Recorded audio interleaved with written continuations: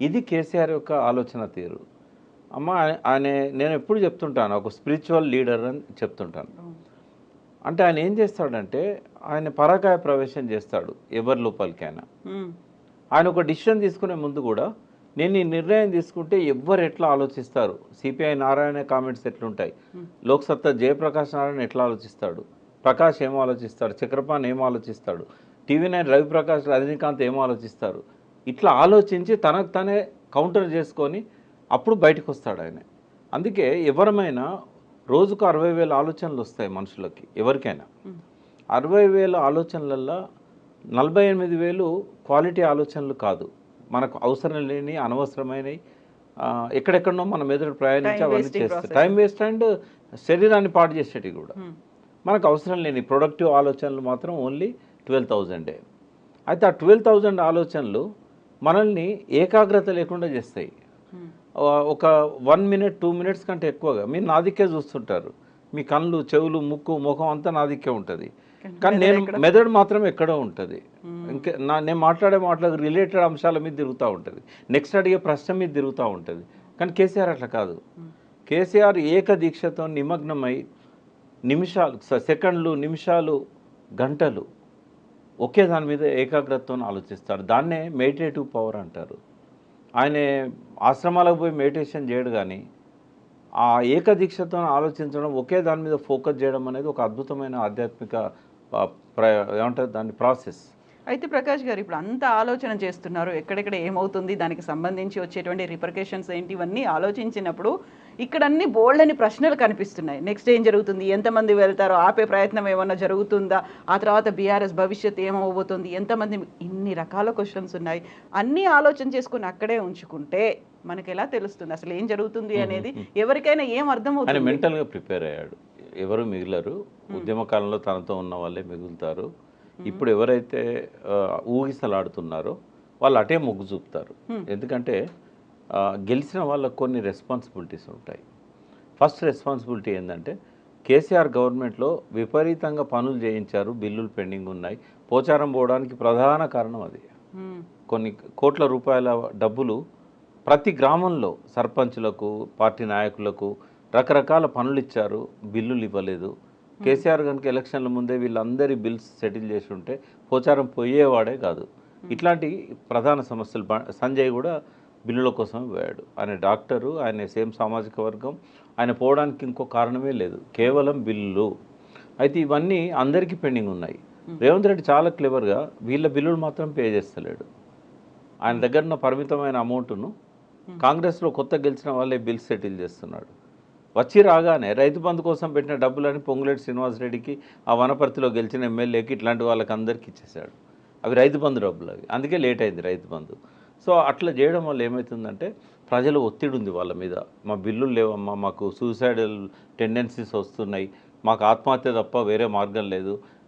Literary Pocharam Srinivasa Reddy ఒక statement, ఆయన governor ముఖ్యమంత్రి ఎవరికో ఒక అల్టిమేటం ఇచ్చాడు, నేను నా పిల్లలందరం వచ్చి ధర్నా చేస్తాము మాకు బిల్లులు ఇవ్వకపోతే అనే స్టేట్మెంట్ వచ్చింది పోచారం అంతకుముందు, జాయిన్ కావడానికంటే ముందు. అంటే ఈ స్థాయిలో హరాస్మెంట్ ఉన్నప్పుడు తప్పకుండా వెళ్తారు కదా, ఎవరు అవుతారు? నేను మళ్ళీ చెప్తున్నాను, ఉద్యమ కాలంలో కేసీఆర్తో ఉన్న వాళ్ళు గెలిచిన ఎమ్మెల్యేలు తప్ప ఎవ్వరూ ఉండరన్న సంగతి అందరికంటే ఎక్కువగా కేసీఆర్కు తెలుసు. కాబట్టి ఇవాళ 6 పోవచ్చు, రేపు 10 మంది పోవచ్చు, లాస్ట్కు టీఆర్ఎస్ ఎల్పీ విలీనం చేయడం అనేది రేవంత్ రెడ్డి లక్ష్యం. ఆ లక్ష్యాన్ని చేరుకునేదాకా ఆయన ఆరాధ చేస్తూనే ఉంటాడు ఈ ఎమ్మెల్యేలను. మీ ఊరికి మా ఊరు ఎంత దూరం, మా ఊరికి మీ ఊరు అంతే దూరం. కేసీఆర్ ఏం చేసిండో అదే రిపీటెడ్ యాక్షన్ ఇప్పుడు రేవంత్ రెడ్డి చేస్తున్నాడు. దీనివల్ల కేసీఆర్కి ఏం ఫలితం దక్కిందో రేపు రేవంత్ రెడ్డి కూడా అదే ఫలితం దక్కుతుంది. ఆయన కూడా తట్టబుట్ట సర్దుకొని ఫామ్ హౌస్కి వెళ్ళిపోవాల్సిందే. దానికి కొంచెం టైం ఉంది కదా, ఇంకా 5 ఏళ్ల కాలం అయితే 5 ఏళ్ళు కూడా ఉంటుందని ఎందుకు అనుకోవాలి? ఇప్పుడు తన టీము తను తయారు చేసుకుంటున్నాడు. ఏమైందమ్మా, 63 మందిలో ఆయనతో ఉన్నది హార్డ్లీ 30 నుంచి 35 మంది. అది కూడా ఆయన కొత్తగా టికెట్లు ఇచ్చి గెలిపించుకున్న వాళ్ళు కొందరు. ఈ 30 నుంచి 35తోనే ఆయన గవర్నమెంట్ కాపాడుకోలేడు. ఒక పెద్ద ఏమంటారు కల్లోలం ఇవాళ జరుగుతూ ఉంది కాంగ్రెస్లో, రాష్ట్ర కాంగ్రెస్ పార్టీలో. ఒక సముద్రంలో కదా సునామీ వచ్చే ముందు కల్లోల జలాలు ఎట్లుంటాయో, ఆ సునామీ రాకముందు ఉన్న పరిస్థితే ఇవాళ వీళ్ళ పార్టీలో ఉంది. కాబట్టి ఇవాళ Ponguleti Srinivasa Reddy first threat, Uttam Kumar Reddy second threat, బట్టి థర్డ్ థ్రెట్. అక్కడనేమో అనుమానాలు మొదలైనాయి రేవంత్ రెడ్డి మీద. ఎట్లా గెలుస్తారు? బీజేపీ 8 సీట్లు ఎట్లా గెలిచింది? అందులో 4 సీట్ల మీద వాళ్ళు ఎంక్వైరీ చేసినట్టయితే ఖచ్చితంగా రేవంత్ రెడ్డి బీజేపీలో 4 సీట్లను గెలిపించాడనేది రుజువులు దొరుకుతాయి. ఈ పరిస్థితుల్లో ఒక ట్రస్ట్ అనేది ఉండదు రేవంత్ రెడ్డి మీద. అవసరానికి వాడుకుంటారు రేవంత్ రెడ్డిని. ఏదో ఒక రోజు రేవంత్ రెడ్డి ప్లేస్లో ఇంకొక చీఫ్ మినిస్టర్ వస్తాడు. ఆ పరిస్థితి వస్తుందని రేవంత్ రెడ్డి తెలుసు, ఆ పరిస్థితి వస్తుందని రాహుల్ గాంధీకి తెలుసు, ఆ పరిస్థితి తీసుకొచ్చే వాళ్ళకు కూడా తెలుసు. ఆ పరిస్థితి వచ్చినాడు ధిక్కరించి కాంగ్రెస్ను, తనతో వచ్చిన టీఆర్ఎస్ ఎమ్మెల్యేలని, బీఆర్ఎస్ ఎమ్మెల్యేలని, తను టికెట్లు ఇచ్చిన ఎమ్మెల్యేలను తను 65, 62, 63 దాకా కాపాడుకోవాలి. కానీ బిగ్ డ్రీమర్ రేవంత్ రెడ్డి. ఆయన 70, 80 దాకా తన సంఖ్యను తీసుకుపోవడానికి ఎవరితోనైనా అండర్స్టాండింగ్కి వస్తాడు. ఇవాళ చంద్రబాబును దించాడు, రేపు మోడీతో ఉన్న సయోధ్యను ఉపయోగించుకొని ఆ బీజేపీ 8 మంది ఎమ్మెల్యేలను కూడా తీసుకొస్తాడు. ఆ ఈడీని, సిబిఐని తనకు దరికి రాని ఎమ్మెల్యేల మీదకి పంపిస్తాడు. ఏదైనా జరగవచ్చు. ఇప్పుడు ఏదైనా జరగవచ్చు. రేవంత్ సర్కార్కి కావాల్సినటువంటి ఆ మద్దతు ఎమ్మెల్యేల దగ్గర నుంచి లేదు అనుకున్నప్పుడు కేసీఆరే ఒక రకమైన స్ట్రాటజీని ఉపయోగించి తనకున్నటువంటి ఈ ఎక్స్పీరియన్స్ ఇంతకాలం జరిగిందంతా చూసిన తర్వాత ఆ దిశగా ఎందుకు ఆలోచించలేకపోయారు మరి? కేసీఆర్కి ఇప్పుడు ఒక మంచి సమయం దొరికిందమ్మా. ఆయన ఒకటి ఫస్ట్ హెల్తీగా ఉండడానికి రిలాక్స్ కావాల్సిన అవసరం ఉంది. రెండవది మళ్ళీ లేవడానికి వాళ్ళు ఏమంటున్నారు, వాళ్ళ పార్టీ వాళ్ళు, ఫీనిక్స్లో నుంచి కేసీఆర్ మళ్ళీ లేస్తాడు ఒక పక్షిలాగా, ఫీనిక్స్ పక్షిలాగా. నేనేమంటున్నా, అంత అధ్వాన్నమైన పరిస్థితి మీకు లేదు బాబు, బూడిద కాలేదు మీరు. ఇవాళకి మీకు గ్రామాలలో వార్డు మెంబర్ల దగ్గర నుంచి జిల్లా పరిషత్ చైర్మన్ల దాకా పటిష్టమైన లీడర్షిప్ ఉంది, 60 లక్షల మెంబర్షిప్ ఉంది, క్రియాశీలక కార్యకర్తలు ఉన్నారు. చేసిన తప్పేందంటే వాటిని అనుసంధానం చేయలేదు. ఒక దారం సూది పట్టుకొని పూలన్నీ వెతుక్కుంటూ కూర్చుకుంటూ పోయినట్టయితే కేసీఆర్కి ఒక అద్భుతమైన మాల ఏర్పడుతుంది, లీడర్షిప్ మాల. ఆ పని చేయడానికి ఇప్పుడు ఆయనకు ఆ విశ్రాంత సమయాన్ని ఉపయోగించుకున్నట్టయితే ఒక్కటి గుర్తుపెట్టుకోండి, కేసీఆర్ బలం ఎమ్మెల్యేల స్ట్రెంత్లో లేదు, కేసీఆర్ బలం ఎమ్మెల్సీలలో లేదు. కేసీఆర్ బలం ప్రజల లోపల రేకెత్తుతున్న కొత్త ఆలోచనలు, పశ్చాత్తాపం లోపల ఆయన బలం ఉన్నది. ఇవాళ జేకొట్టిన చేతులే ఇవాళ నిరుద్యోగుల పిడికిళ్ళై బిగిస్తున్నారు. ఏ బొగ్గు గనులలోనైతే 100% ఓట్లు కాంగ్రెస్కి వచ్చినాయో ఒక్క సీటు కూడా రాలేదు బొగ్గు గనుల ప్రాంతంలో. ఆ బొగ్గు గనుల లోపలనే ఇవాళ మంట మండుతున్నది, గనులు వేలం వేసినందుకు. రైతుల లోపల అసంతృప్తి కాళేశ్వరం నీళ్లను ఏసంగి పంటలకు ఇవ్వకుండా మార్చిన నాడే మొదలైంది. మళ్ళీ ఆత్మహత్యల దిక్కు సమాజం పోతున్నది, చేనేతకారుల ఆత్మహత్యలు పెరుగుతూ ఉన్నాయి.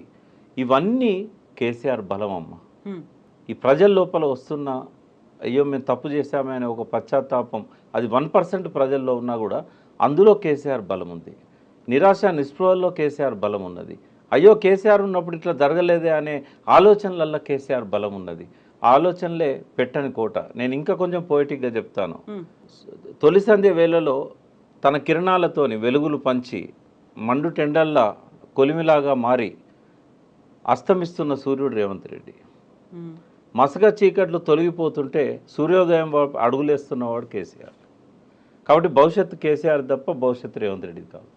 అయితే ఇప్పటికి ఉన్న వాళ్ళందరూ వెళ్ళిపోయిన తర్వాత, ఎమ్మెల్యేలందరూ వెళ్ళిపోయిన తర్వాత, గతంలోనే ముందు నుంచి టీఆర్ఎస్ పార్టీ కోసం పనిచేసినటువంటి కార్యకర్తల్ని నాయకులుగా ఎదగనివ్వలేదు, లేకుంటే వాళ్ళకి సరైన అవకాశాలు ఇవ్వకుండా పక్క పార్టీల నుంచి తెచ్చుకున్నారు అనుకున్నప్పుడు అక్కడ ఒక అసంతృప్తి ఉంది. ఇక్కడ నుంచి వెళ్ళిపోతున్న వాళ్ళలో ఇక్కడ ఒక గ్యాప్ అనేది కూడా ఏర్పడుతుంది. దీన్ని ఎలా ఫీల్ చేసుకుంటారు? మీరు అన్నట్టుగా ఇప్పటికే అయితే ఫామ్ హౌస్కి వచ్చిన వాళ్ళని కలుస్తున్నారు, అంతకు మించి పెద్ద కార్యాచరణ ఏమీ కనిపించట్లేదు. ఇవన్నీ అన్నప్పుడు మళ్ళీ తిరిగి ఆ బలాన్ని ఎలా పునరుద్ధరించుకుంటారు? ఒకటి, తను చేసిన తప్పులను సమీక్షించుకోవడానికి ఇది ఒక మంచి సమయం. ఆ తప్పులను ఎవరైతే బాధితులు ఉన్నారో వాళ్ళతో పంచుకోవడానికి పొరపాటు జరిగింది, ఇప్పటి నుంచి మనం మంచిగా పోదాం, నేను మళ్ళీ అటువంటి రిపీట్ చేయను అనే ఒక విశ్వాసాన్ని, నమ్మకాన్ని ఆ క్యాడర్లో కలిగించాల్సిన అవసరం ఉంది. రాజకీయాల్లో ఎవరు పనికిరాని వాళ్ళు కాదు, క్రికెట్లో ఏ బాల్ కూడా పనికిరానిది కాదు. ప్రతి బాల్ను అవసరమైతే ఉపయోగించుకునే విధంగా బ్యాట్స్మెన్ సిద్ధంగా ఉండాలి. ఇక్కడ కూడా ఒక లీడర్ అనేవాడు చిన్న గడ్డి పరక లాంటి ఒక చిన్న గ్రామీణ స్థాయి వ్యక్తిని కూడా దూరం పెట్టకూడదు. ఆయన చేసిన తప్పది. మానవ సంబంధాలు దానికి సంబంధించిన అంశాలలో ఆయన చాలా తప్పులు చేశాడు. అంటే relationship is key to the success అంటారు. ఎగ్జాక్ట్లీ రిలేషన్షిప్ అనేది ఆయన మెయింటైన్ చేయలేదు ఎవరితో. Not even ministers, not even MLAs, not even ఆయన ఎమ్మెల్సీలు, ఆయన కుటుంబ సభ్యులు ఎవరితో కూడా రిలేషన్షిప్ అనేది ఆయన మెయింటైన్ చేయలేదు. తాను ఒక్కడే అయిపోయాడు. ఆయన ఏకాంత జీవితం గడిపాడు. మానసికంగా కూడా ఏకాకి అయిపోయాడు. థింక్ ట్యాంక్ లేదు, ఆయన చుట్టూ ఎవరు లేరు. ఇవాళ దాన్ని ఓవర్కమ్ కావాల్సిన అవసరం ఆయనకుంది. ఆయన రియలైజ్ అయితేనే ఆయనకు భవిష్యత్తు ఉంటుంది. లేకుంటే ఈ గ్యాప్లో ఇంకొక పార్టీ వస్తుంది. ఒకటి రావచ్చు, రెండు రావచ్చు. ఇవాళ రేవంత్ రెడ్డి సీఎం అయిన తర్వాత ఒక 10-15 మంది తయారయ్యారు. మేము కూడా సీఎంలం అవుతాం, మేము కూడా ఆయనలాగా ప్యాషనేట్గా ఆలోచిస్తాం. మనం మాట్లాడుకుంటాం కదా, ప్యాషనేట్గా ఉంటే ప్రకృతి సహకరిస్తుంది అని. సో నథింగ్ ఈజ్ ఇంపాసిబుల్ అని చెప్పి జగ్గారెడ్డి తయారయ్యాడు, తీర్మార్ మల్లన తయారయ్యాడు, చాలామంది ఇంకా ఇట్లా చెప్పుకుంటూ పోతే ఒక 10-15 మంది మేమెందుకు సీఎంలం కాలేము. రేవంత్ రెడ్డి అయినప్పుడు మేమెందుకు కాలేము. రేవంత్ రెడ్డి మినిస్టర్ కూడా కాలే కదా. మరి చాలామంది మాజీ మంత్రులు కూడా మేమెందుకు సీఎం కాకూడదు, ఆయన పక్కనే ఉన్నారు అందరు. మేమెందుకు సీఎం కావద్దన్న వాళ్ళు ఆయన పక్కన ఉన్నారు, కేసీఆర్ గారు పక్కన ఉన్నారు. వీళ్ళలో జ్వలించే ఆలోచనలు ఒక రూపం తీసుకున్నట్టయితే నెక్స్ట్ ఎలక్షన్స్కి ఒకటి కూటమి ఏర్పడుతుంది. జనసేన, టీడీపీ, బీజేపీ కూటమి. నా గెస్ కరెక్ట్ అయితే ఆ కూటమికి నాయకుడు రేవంత్ రెడ్డి అవుతాడు. కాంగ్రెస్ ఎస్, ఆయనకి ఏంటంటే ముఖ్యమంత్రి కావడం మీద ఉన్న ఆసక్తి కాంగ్రెస్ను బలోపేతం చేయడం మీద ఎప్పుడూ ఉండదు. కాంగ్రెస్లో పుట్టలేదు, కాంగ్రెస్లో పెరగలేదు, ఆయన కాంగ్రెస్లో అంతం కాడు. కాబట్టి డెఫినెట్గా ఈ will start is own party. లేకపోతే ఆ సంఘటనకు నాయకుడు ఆయనే అవుతాడు. చంద్రబాబు నాయుడుకి కానీ, బీజేపీకి కానీ, జనసేనకు కానీ అంతకంటే నమ్మకమైన నాయకుడు ఇంకొకరు దొరకరు. కాబట్టి అదొక ఫోర్స్ రేపు కేసీఆర్ను డెఫినెట్గా ఎదుర్కొంటుంది. దాంతోనే మెయిన్ స్ట్రగుల్ అవుతాడు ఆయన. కాంగ్రెస్ అనేది రేవంత్ రెడ్డి లేకపోతే థర్డ్ ప్లేస్కి వెళ్ళిపోతుంది. కాబట్టి మెయిన్ బీఆర్ఎస్ ఎవరితో ఎదుర్కోవాలన్నప్పుడు ఈ కూటమితోనే ఎదుర్కొంటుంది. ఒక అన్నం ఉడికిందా లేదా అని ఒక చిన్న మెతుకుని పట్టుకొని టెస్ట్ చేసినట్టుగా నిన్న చంద్రబాబు నాయుడుకు ఇక్కడ ఏదైతే స్వాగతం పలికారో, ఇక్కడ క్రియేట్ చేసిన ఆ పసుపుదనం ఏదైతే ఉందో అదొక సూచనలాగా మనం అర్థం చేసుకోవచ్చు. రాబోయే రోజుల్లో మళ్ళీ చంద్రబాబు నాయుడు తెలంగాణలో చక్రం తిప్పుతాడు. ఈరోజు భేటీలో ఇదొక టర్నింగ్ పాయింట్ కాబోతున్నది చంద్రబాబు నాయుడుకి. సో ఇవన్నీ ఇంత వేగంగా రాజకీయ పరిణామాలు మారుతూ ఉన్నాయి, లేకుంటే మీరు చెప్పినట్టుగా సరికొత్త పార్టీలు లేకపోతే సరికొత్తగా కూటములు, సరికొత్త లీడర్లు బయటికి ఎమర్జ్ అయ్యి రాబోతున్నారు అనుకున్నప్పుడు ఇప్పుడు కేసీఆర్ చేయబోయేటువంటి రాజకీయం లేకుంటే చేసే ఆలోచన అనేది, ఒక ఎగ్జిక్యూషన్ అనేది ఎలా ఉండాలంటారు? తన నమ్మకస్తులు ఎవరు అనేది ఆయన వడబోసుకొని వాళ్ళని తన వెనుక పెట్టుకోవాలి. ఒక సైన్యాన్ని తయారు చేయాలి. ఆయన పార్టీని ప్రక్షాళన చేయాలి. ఎవరైతే భవిష్యత్తులో లీడర్స్గా ఎదిగే అవకాశం ఉందో వాళ్ళకే బాధ్యతలు అప్పచెప్పాలి. ఎంత పెద్ద మాజీ మంత్రి కావచ్చు, లేకుంటే తనతోని ఈ 10 ఏళ్లలో సహచరుడుగా ఉన్న వ్యక్తి కావచ్చు, అతను ఉపయోగపడు, ప్రజల లోపల అతని పట్ల తిరస్కార భావం ఉన్నదనుకున్నప్పుడు పక్కకు పెట్టాలి. రిలేషన్షిప్ మెయింటైన్ చేయాలి, కానీ లైమ్ లైట్లోకి తీసుకురాకూడదు. ఫస్ట్ ఏంటంటే ఆయన చుట్టూ ఉన్న కోటరీని మార్చాలి. కోటరీలో చెడ్డవాళ్ళు ఉన్నారని నేను అనట్లేదు, బట్ వాళ్ళ మీద ప్రజల లోపల ఒక చెడ్డ అభిప్రాయం ఏర్పడ్డది. ఎప్పుడు చూసినా కేసీఆర్ కుడిపక్కన ఉంటాడు, ఎడమ పక్క ఆయన ఉంటాడు, ఇంకొక ఆయన వెనకాల ఉంటాడు, ఒక ఆయన ముందు అందరినీ కదిలిస్తుంటాడు. ఈ 10 ఏళ్ళు వీళ్ళే కదా అందరినీ కలవకుండా చేసింది, ఆపింది, దూరం చేసింది. వాళ్ళంతా గొప్ప వాళ్ళే కావచ్చు, వాళ్ళకి పెద్ద పెద్ద పదవులు ఉండి ఉండొచ్చు, పెద్దల సభలో సభ్యులుగా కూడా ఉండి ఉండొచ్చు.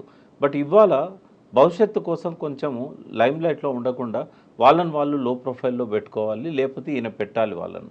తర్వాత ప్రజల లోపల అభిమానం ఉన్న ప్రజలను మెప్పించగలిగిన కోటరీని ఆయన క్రియేట్ చేసుకోగలగాలి.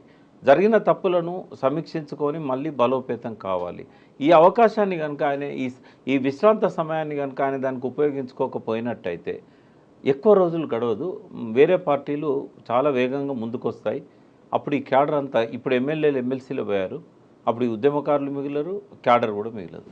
ఈ ఆలోచనలన్నీ ఇప్పుడు మనం మాట్లాడుకున్న ఈ అంశాలన్నీ కూడా అబ్జర్వ్ చేస్తున్నారు, చూస్తున్నారు, ఏం జరుగుతోందో అంచనా కూడా వేస్తున్నారు. దానికి తగ్గట్టుగా ప్లాన్స్ అనేవి ఆల్రెడీ డెవలప్ చేసుకున్నారా మైండ్లో కేసీఆర్?